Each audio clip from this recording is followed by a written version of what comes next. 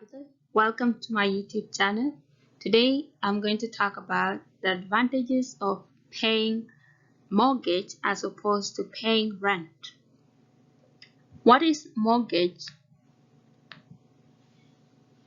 So if you want to buy a home, you save a down payment and go out and look for a house that will best suit you.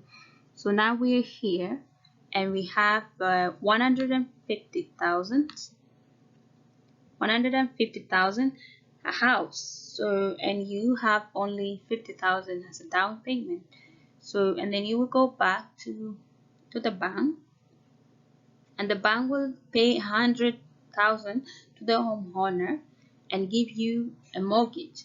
So now your agreement with the bank is to pay this amount 100,000 little by little for a certain given time period, which is sometimes 25 years or 30 years, depending on the amortization rate that they're using. So on top of what you will be paying down every month of that 100,000, you will be paying interest too, and that's what really prolong the time that you need to pay 100,000 to the bank. So that's what mortgage is that amount that the bank gives you to pay over a certain period of time. So what are then the advantages? So when you have a mortgage, you are building your equity, and equity is the difference between the cost of buying a house minus cost of buying a house and the value, adding value after some years. So let's say, for example, your friend bought a house 5 years ago for 250,000, and then now in 2020 the same house costs 500,000. So the difference between 250 and 500,000 is your equity. So with the picture you will see something like this.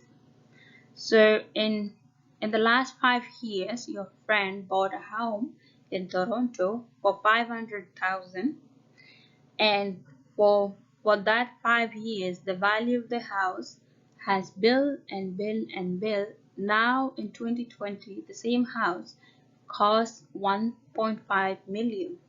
So if you take 1.5 million minus 500,000, the difference of that values is what we call equity.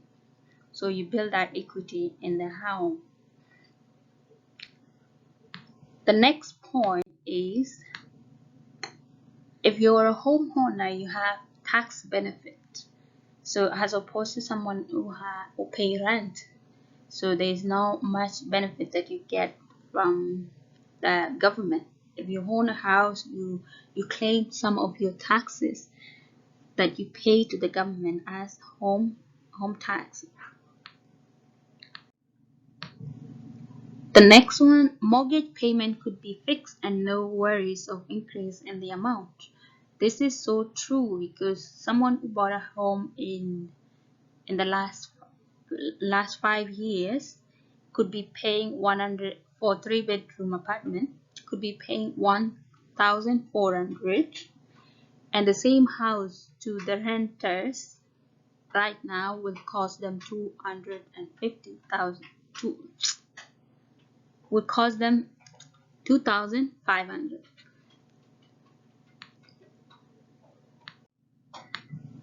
Another advantage is you can modify your home and you express your style. Like if you are renting someone's house, there's no way you will want to change the windows if you don't like it, or maybe you want to fix the kitchen because it's not yours. You would be interfering with the structure of the home.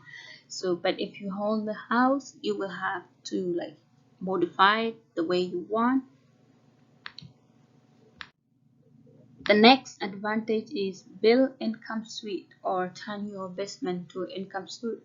Like for a lot of people who struggle paying their rent, they will try to rent part of their house, or maybe turn investment into income suite, so they can get a rental income that will help them pay their mortgage.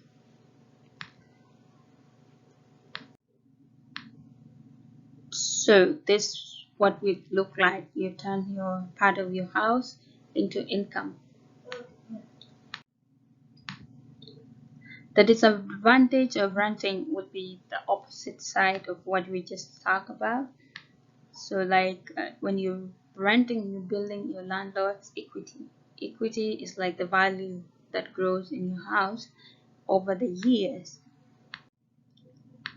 The next thing is you have no control over rent increase.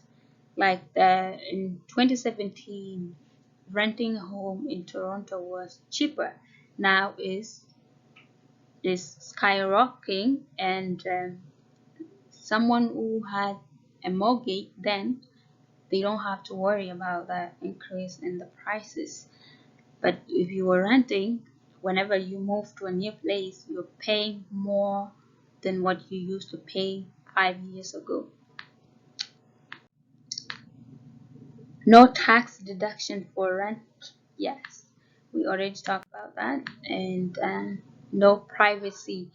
Like if you're renting, you cannot bring your friend. Your friend are not free to come stay in the house. Like there's a certain fixed number of people who are supposed to live in the house based on the policy of your landlord. So, and then there is no ability to personalize your home, so you don't have to fix anything.